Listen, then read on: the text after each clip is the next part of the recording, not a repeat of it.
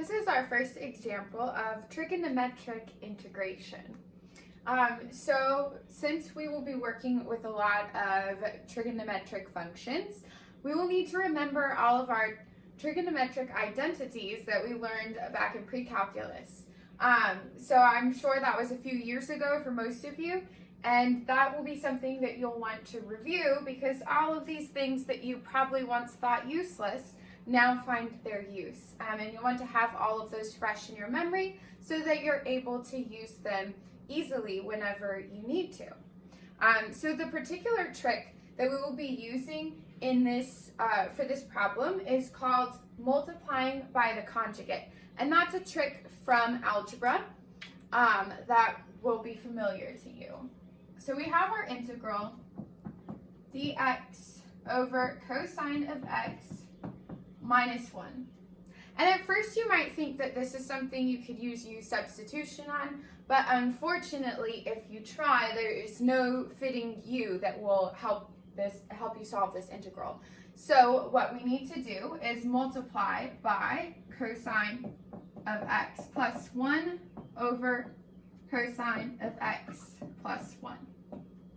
And again, this is okay because this is equivalent to 1, so we have not changed anything about our function. We have just changed the way that it looks. And once we do that, it will become easier to solve. And so then this will be equal to cosine of x plus 1 over cosine squared x minus 1 dx. And so you'll see down here in the denominator that we have cosine squared of x minus 1.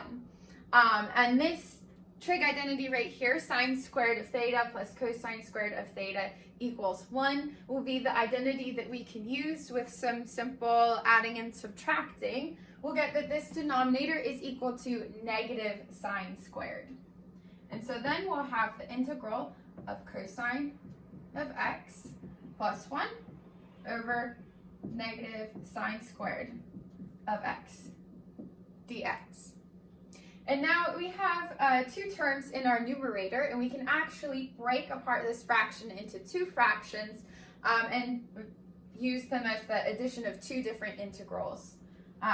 This is something from when we first started integrating that we were able to do. So we have cosine of x over negative sine squared of x dx plus the integral of 1 over negative sine squared of x dx. All right, so for our first integral, we now can use u substitution. And so if we pick our u to be sine of x, then our du becomes cosine of x dx. And so we can rewrite this first integral as, we can bring this negative sign out in front, and we can rewrite this as du over u squared plus, we will be using this definition of cosecant of theta, that it's 1 over sine of theta, to make this the integral of negative cosecant squared of x dx. All right, so solving this one is rather easy. We have negative times a negative, so this just becomes 1 over u.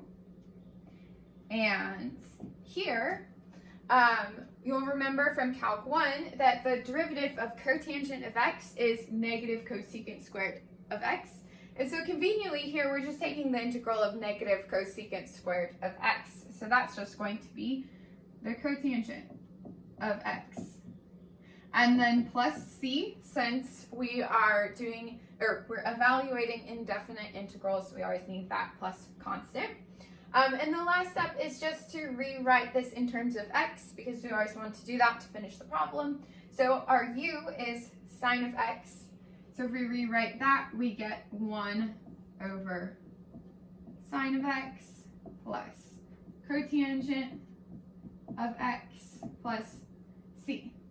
And you could certainly leave it like that for your answer, or if you wanted to simplify this first term back to cosecant of x, you could do that as well.